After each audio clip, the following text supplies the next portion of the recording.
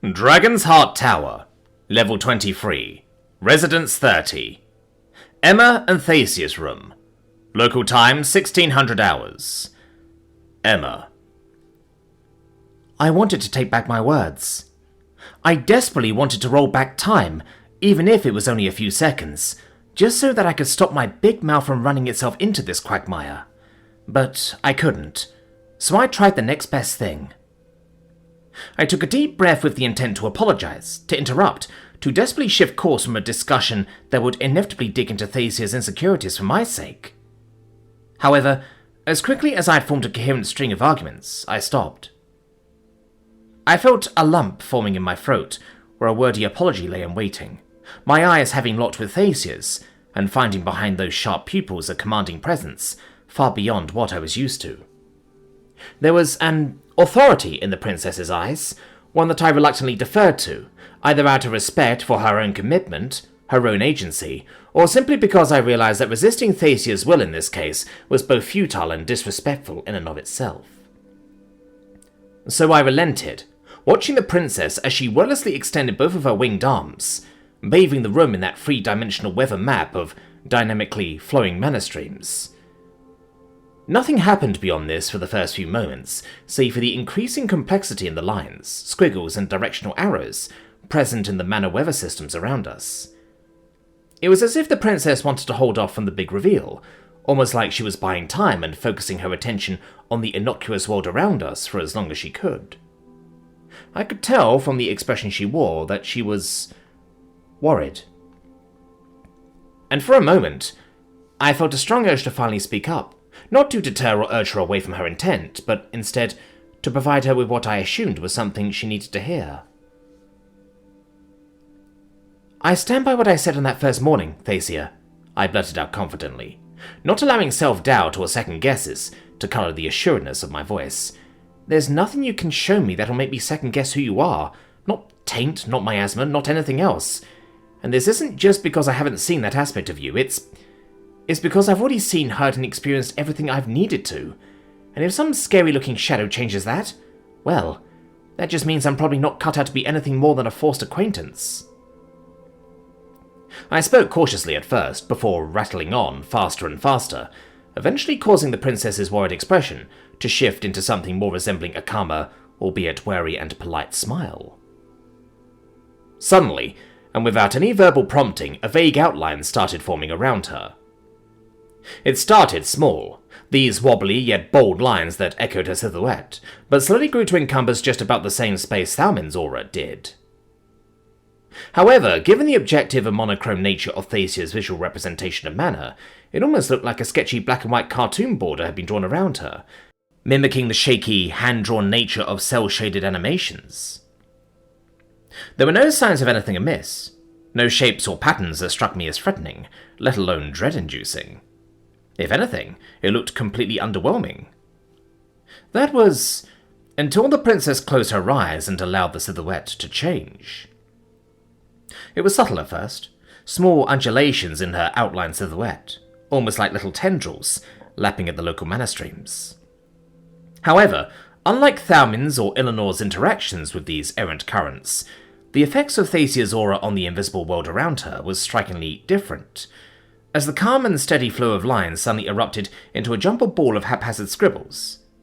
Slow and meandering currents quickly rushed to fill in the place of what was now a broken stream, only to meet their dooms as the effects of this destruction compounded, eventually growing to envelop the space around her. This cyclonic pattern continued, faster and faster still, until almost every single mana stream, from the meandering to the mighty, came to swell around Thesia. The princess and her aura acted almost like the eye of a grayscale, stencilized storm. Then, as suddenly as it began, all of it came to an end. The tendrils recessed, returning to a now unstable, undulating mass that enveloped the princess. This is the extent of, how shall I put it, a meltdown of control. This is the raw and unmitigated potential of what a tainted mana field, a tainted aura, can do. Thesia managed out, through a steady yet nervous breath. Silence threatened to fill in the uncertain moments that followed. But I didn't let it.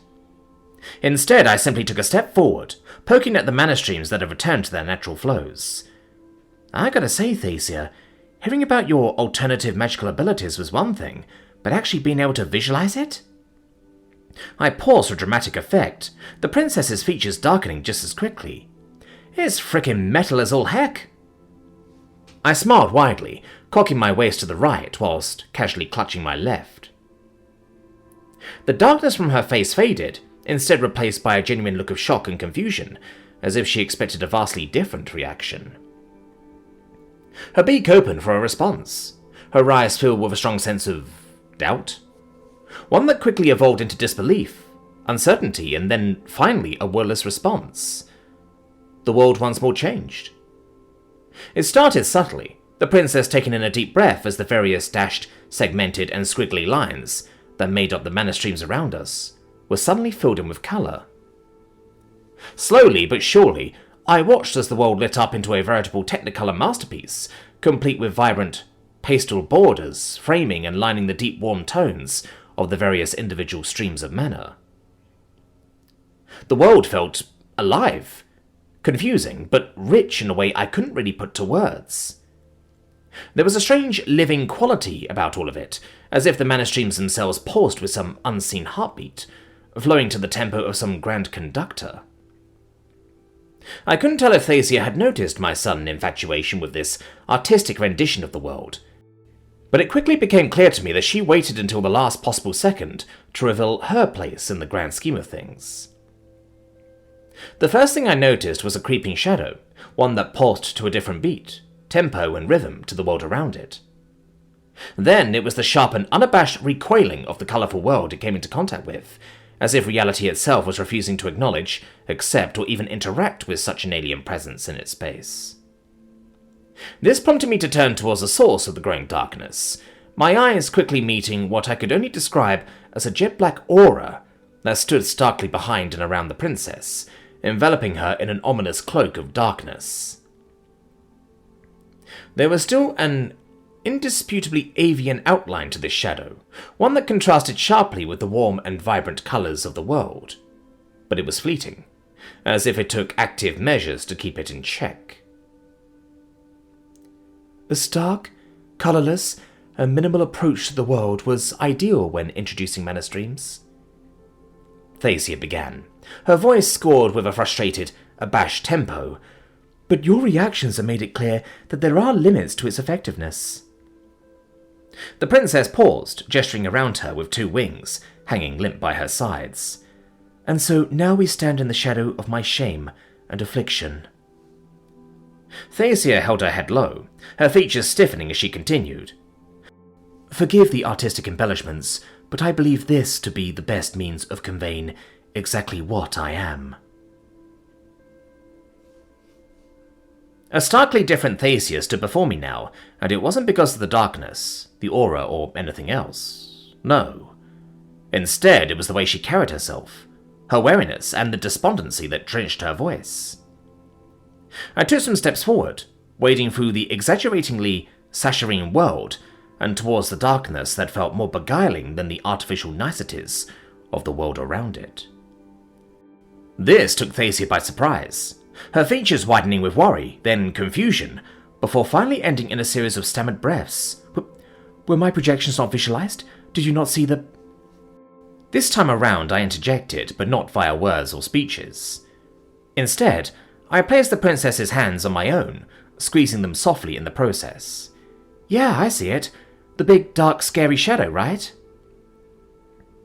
Thesia's eyes widened, her gaze darting this way and that, as if still out of some sense of disbelief. So you do see it? Yes.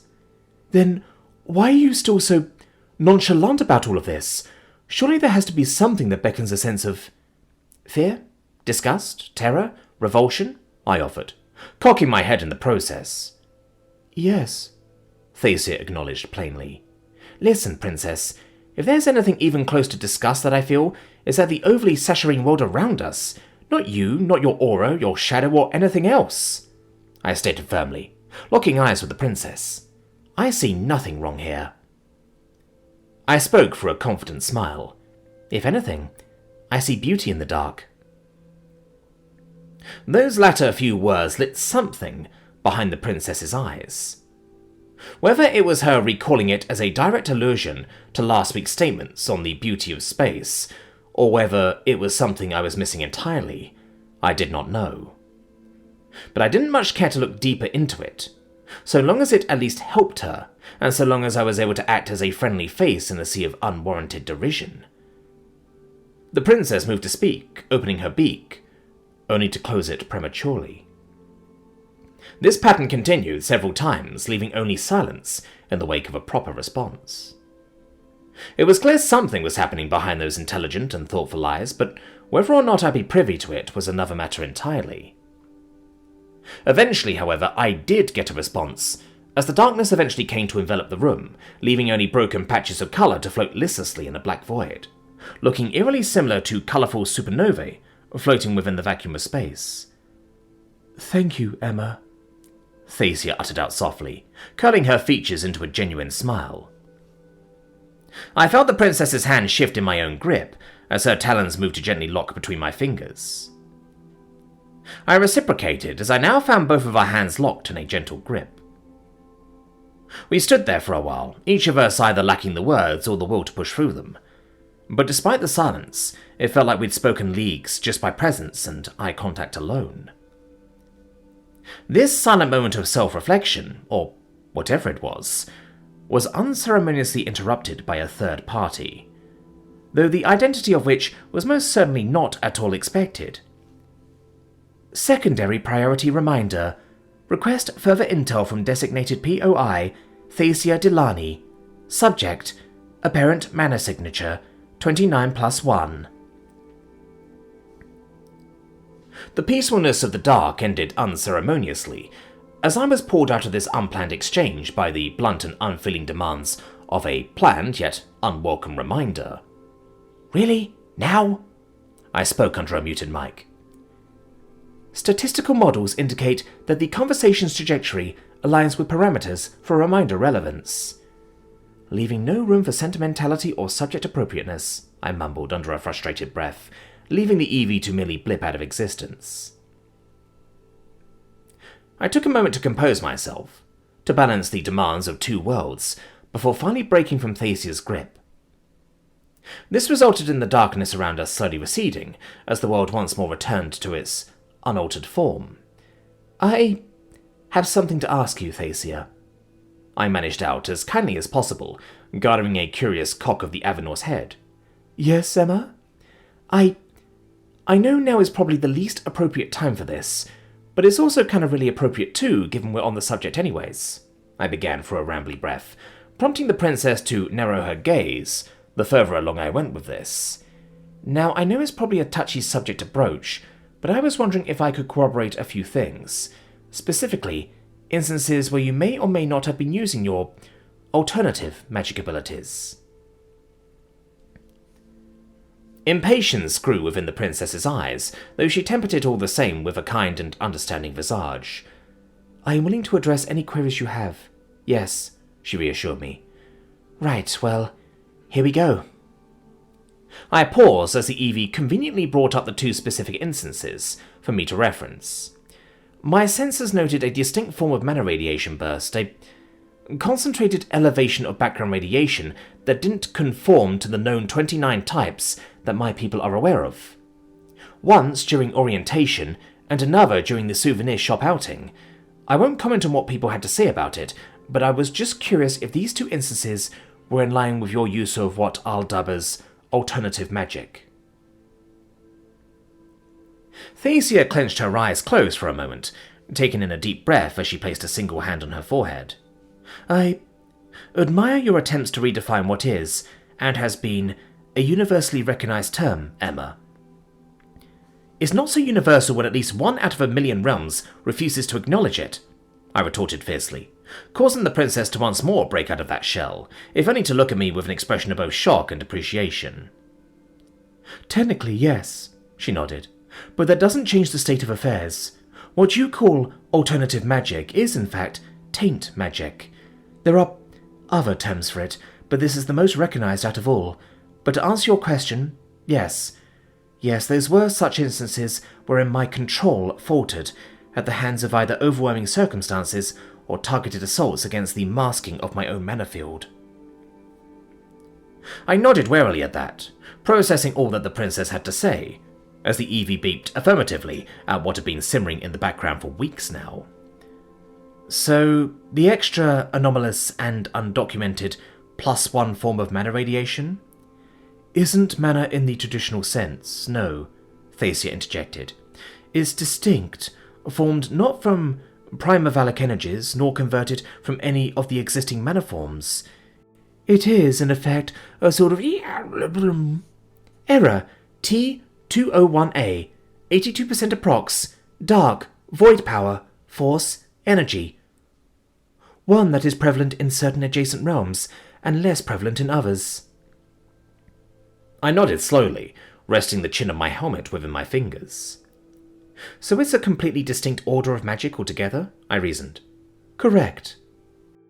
And that's probably why we haven't classified it, since it's something completely distinct from traditional mana, I continued, as 101 more questions came flooding in at this revelation. And is the ability to perform alternative magic rare? You mean to say, my affliction, yes? I narrowed my eyes at that, shaking my head in the process. It's less of an affliction and simply a unique permutation of an existing ability in my book, Thacea. I quickly threw my 2 cents in. Regardless of how one looks at it, the history of my afflictions is well documented, but not widely nor publicly known, though from what I've been able to gather, the affliction runs in certain bloodlines, some more strongly than others.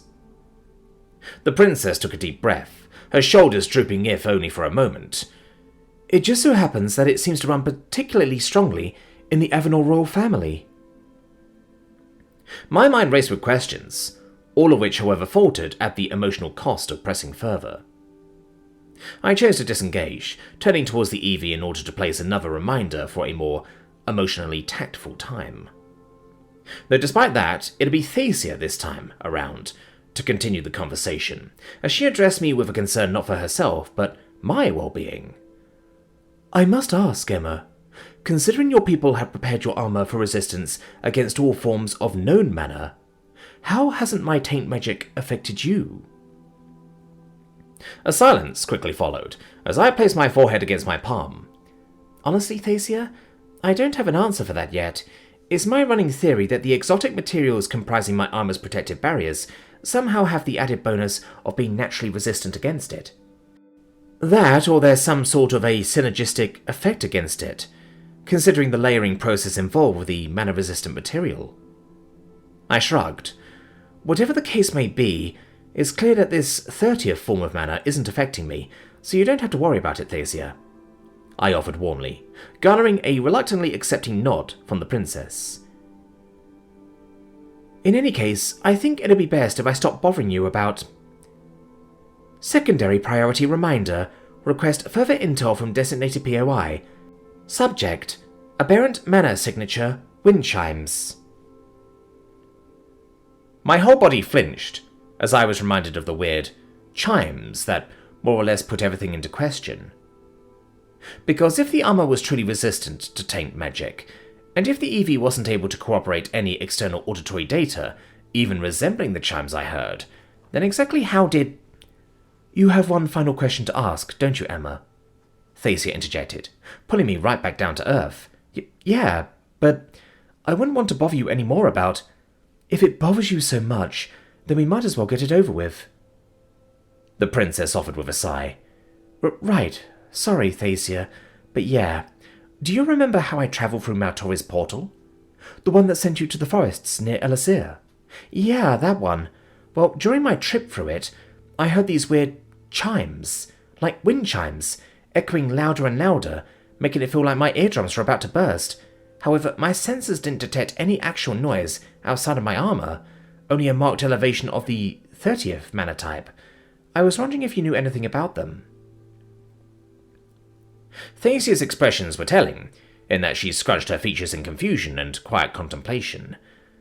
I can't say I've heard of such a phenomenon, Emma, the princess admitted, but if what you say is true... then there may be a lot more to this whole +1 business that I initially hypothesized. Yeah, I reasoned with a sigh. Or, maybe I could have just been losing my mind in there, I offered jokingly. Another distinct possibility, yes, Thesia acknowledged, with every ounce of seriousness seen in her previous responses. Gee, thanks for the vote of confidence there, Princess, I chided teasingly. It takes a level of dubious judgment to have accepted this mission, given the risk, Emma. What's more, it takes an entire lapse in rationality to have accepted my afflictions with such cavalier disregard, she responded, reciprocating the teasing tone of voice in her own restrained way. Hey, every princess needs a knight, right? I might as well apply for that job if no one else is, I once more teased, leading to some bashful chuckles to drown out the precariousness of both of our situations. Dragon's Heart Tower. Common Room. Local time 1700 hours. Quiv Ratom.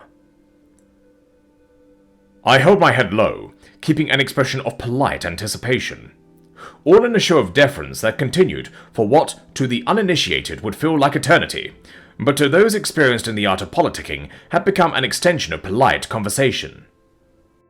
My deepest and sincerest gratitudes, Senior Lord, I spoke softly, deferentially, holding within my hand the fruits of my labor. I receive and acquiesce the rights of the subordinate to the superior, Senior Lord, I continued a mere 15 minutes later, having gone through the same song and dance to the second-year elf, who shooed me off in a way only a senior year could. The fruits of your experiences shall nourish the years to follow, Senior Lord, I once more repeated, going through the same song and waltz, as I'd done nearly 10 times now. By the end of the mixer, I'd received an entire table full of notes. Notes accumulated over the course of not just the prior year, but information, experiences, and insights stretching back decades, centuries, and perhaps even millennia. I eventually found myself in one of the secluded private offices of the common room, surrounded by the likes of the conniving Rastario, the stalwart Ulven, and the ever-sharp Erit. The quest for the ever-blooming blossom is now but a directive to be fulfilled by a carefully laid set of instructions. I beamed pridefully, garnering a series of polite nods and affirmative claps from the rest of the group. Ever the charmer, my lord, Rastario bowed deeply. Quite an impressive display of political acumen, Lord Ratom, Erit beamed brightly. Indeed, and with this information, we can now act to achieve all there is to accomplish in record time, no? Ulven spoke slowly, methodically, taking into consideration each individual annotated document, moving each around in a manner that best suited our quest. Not yet, I interrupted politely, comparing notes and parchments even as the bear spoke. We must first sift through the chaff, allowing the detritus to filter to the bottom, and reap only the cream of the crop. With quill in hand, I beckoned a handful of pages onto the table and spread them out, striking more than a dozen lines off while circling and highlighting only the relevant points of note. With this, we will contact the guild. I held the cited pages by the edge, flicking them straight before magically shooing them neatly off to the side, where we now have names, recommendations, and figures on who and what to hire. I breathed in deeply, rapidly pointing at the rest of the piles Ulven had carefully organized, before beckoning another set of pages to sift through.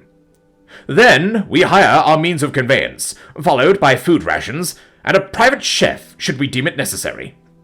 Following which, we shall hire a local apothecary, along with one of their apprentices, in order to better isolate this blossom amidst the sea of lookalikes. More claps arose as I now turned to each and every endearing gaze. While much of this will be covered on Tuesday's orientation, the personal notes and post-quest summations, courtesy of the upper yearsmen, will aid us dearly. So, with all that being said, which of you wishes to join me? 2 of the 3 hands present went up, prompting me to hold a smile in the process. Ah, what a group I ended up in! Overachievers! All of us! I announced pridefully with a confident chuckle, before turning towards Rastarian. I understand and respect your desire to remain within the Academy walls. A wise choice, if I do say so myself, I acknowledged, allowing the statesman to continue on the plans he had at play. With a prompt clearing of my throat, I eventually turned to both Erit and Uven, poised to choose either one of them. Alright then, let's go with... you. Nexus. The Crown Herald Town of Thacea. Ambassadorial District. Local time, 1900 hours. Emma. So, are you going to tell me where we're going? I asked the brisk walking Lupinor, though the only answer I received was an excited chuckle. You'll see, Emma, he urged, as we finally made our way through a particularly wide avenue and towards what I could only describe as a carriage repair depot. However, just beyond it was something more distinctly medieval. Indeed, given all of the enchanted flair, from the signs to the lights, one might even hazard to call it fantastical. Though the fantastical elements didn't end at the excessive use of enchanted items, because what lay within blew all of the magical flourishes in front right out of the water. Within the tall and open front-facing marble facades was a stable. A fancier stable than what could be found on most farms, for sure, but a stable all the same. Though the animals within definitely carried most of the surprise and shock I currently felt. From Pegasi to unicorns, to griffins and hippogriffs, there was literally a fairy tale's worth of creatures out on display here. My excitement peaked as Thamin was approached by a particularly colourfully dressed elf. The powdered wig-wearing gentleman quickly tipping his exaggeratingly tall hat as he quickly introduced this place as Lord Mountainblue's Miracle Mounts! I am decidedly not Lord Mountainbleu, but merely his hired representative, Miracle Monroe. To what pleasure do I owe your presence, your majesties, graces, lords, and or ladies? I am Prince Havenbrock and